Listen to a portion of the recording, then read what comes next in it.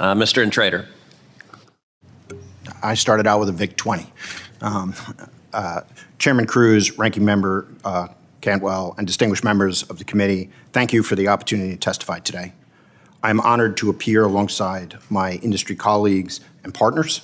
My name is Michael Intrater. I am the co-founder and CEO of CoreWeave, founded 7 years ago. CoreWeave started, like many innovative ventures, humbly in a garage, experimenting initially with graphics processing units, or GPUs, for cryptocurrency mining.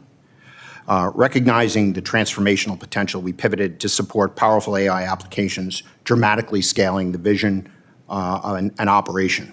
Today, CoreWeave stands at the forefront of America's AI infrastructure revolution, operating more than 30 data centers across 15 states. We manage more than 250,000 GPUs, currently using 360 megawatts of power. Over 2 short years, our revenue has surged by 12,000%, reaching $1.9 billion in 2024. As a result of this progress, CoreWeave became a publicly traded company on March 28th of 2025. CoreWeave's rapid growth is a testimony not only to the technology, but also to the surging global demand for advanced AI infrastructure. Our infrastructure enables American businesses to rapidly translate AI aspirations into impactful economic realities.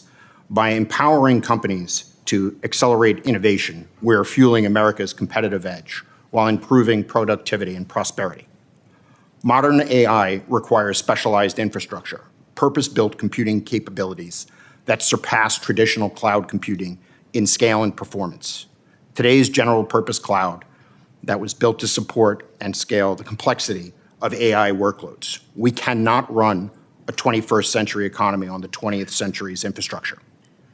AI workloads involve trillions of simultaneous calculations, demanding unprecedented computing power, advanced cooling systems, cutting-edge chip technology, ultra-high-speed networks, and accelerated storage. Since 2018, the computing power necessary for advanced AI models has multiplied approximately 100,000-fold. At CoreWeave, our facilities symbolize America's great tradition of innovation. Our data centers, built, maintained, and staffed by skilled American workers, embody how modern technology not only stimulates economic growth and enhances national security, but also improves humans' lives. We are at a critical juncture in the global AI competition. The nation that leads in infrastructure will set the global economic agenda and shape human outcomes for decades. Our largest competitor, China, recognizes the stakes and is expending significant resources to strengthen their position. I want to focus on 4 elements of policy that will help determine whether the U.S. secures its leadership role in the AI race. First, strategic investment stability. AI infrastructure is deeply capital intensive and requires a significant level of coordination across industry stakeholders. Stable, predictable policy frameworks, secure supply chains, and regulatory environments that foster innovation are crucial. Policymakers must provide clear and consistent policy and regulations across all jurisdictions that enables long-term investment and rapid scaling of AI technology. Second, energy infrastructure development. To support the rapid deployment of AI infrastructure, America must ensure abundant and affordable supplies of energy. Careful reforms in permitting and regulatory processes are necessary to accelerate infrastructure projects, facilitate more rapid construction, interconnections, and energy for data centers. Third is global market access. Maintaining America's leadership also means ensuring our technology has fair access to global markets. Export controls and trade agreements can be calibrated to both address national security risks and support global diffusion of American AI technology.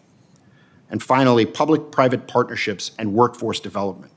America's unique advantage in the AI race is enhanced by our powerful tradition of public-private partnership. CoreWeave is proud to co-found the New Jersey AI Hub with Microsoft, Princeton University, and the New Jersey Economic Development Initiative.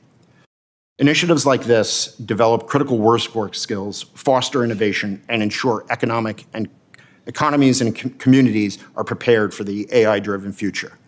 America stands ready to lead the AI revolution, which will bring enormous benefits. It is a rare moment in time that we must meet. If government, industry, and all affected parties work together, the United States can win this race and seize the vast opportunity ahead of us. Thank you again for the opportunity to testify. I look forward to answering your questions. What are the 5 words you need to see from our government to make sure we win this AI race?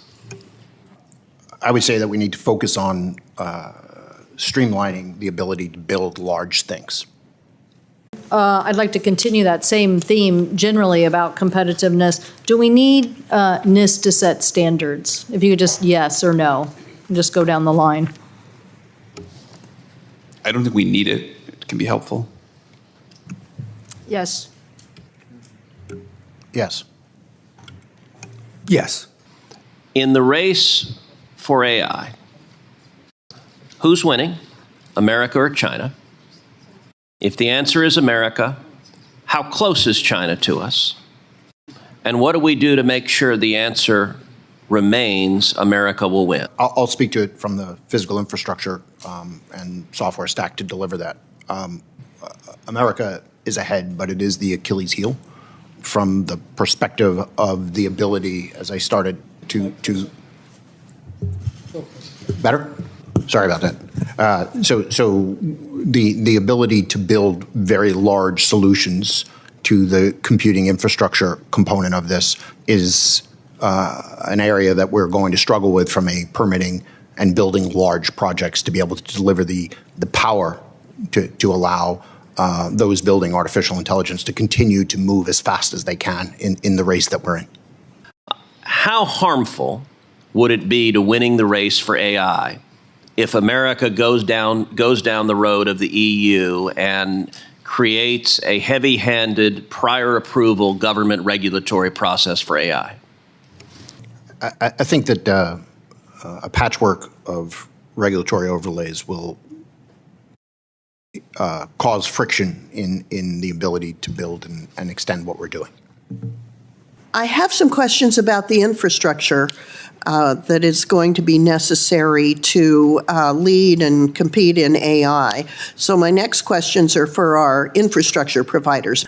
Could you elaborate on how current permitting processes have impacted your ability to rapidly deploy AI infrastructure? The more specific you can be, the better. So, quick comment on the patchwork, and then I'll dive in here, is the investment that we're making on the infrastructure side is enormous. And the idea that you can make an investment that could then become trapped in a jurisdiction that has a particular type of regulation that would not allow you to make full use of it is really very, very suboptimal. And makes the decision-making around infrastructure challenging. As far as the permitting goes,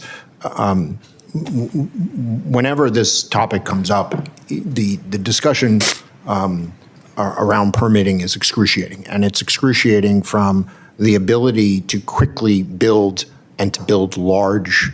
And I think that is kind of from the data center forward, without even beginning the discussion from the data center back through the energy infrastructure that is necessary to be able to power these large investments at the scale that make them of relevance to moving artificial intelligence forward.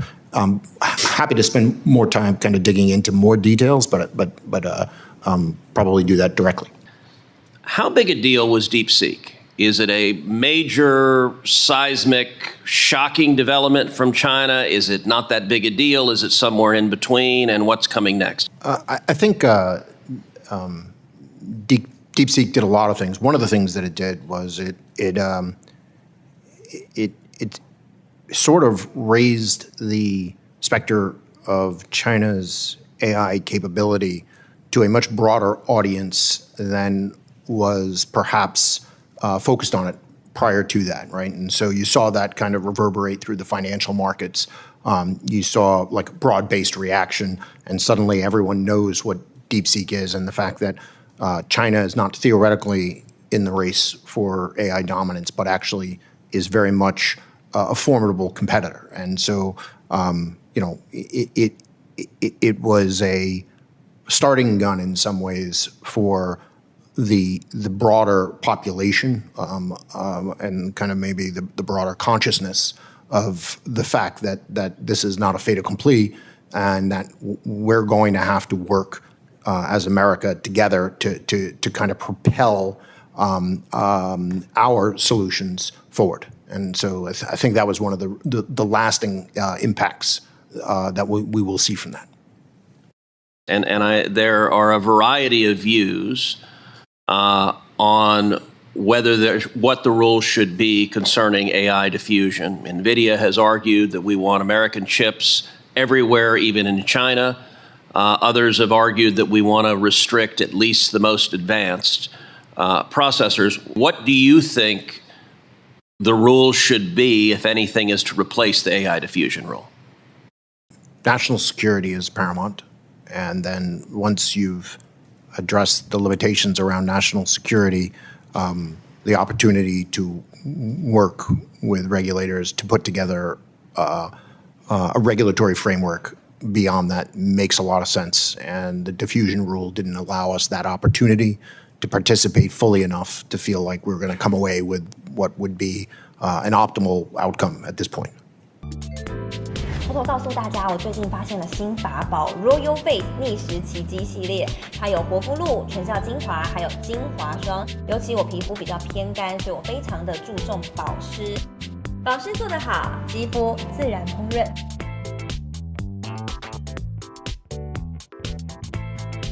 提亮肤色更年轻，抚平皱纹超有感，而且气色变好。用心保养，每天都更美一点。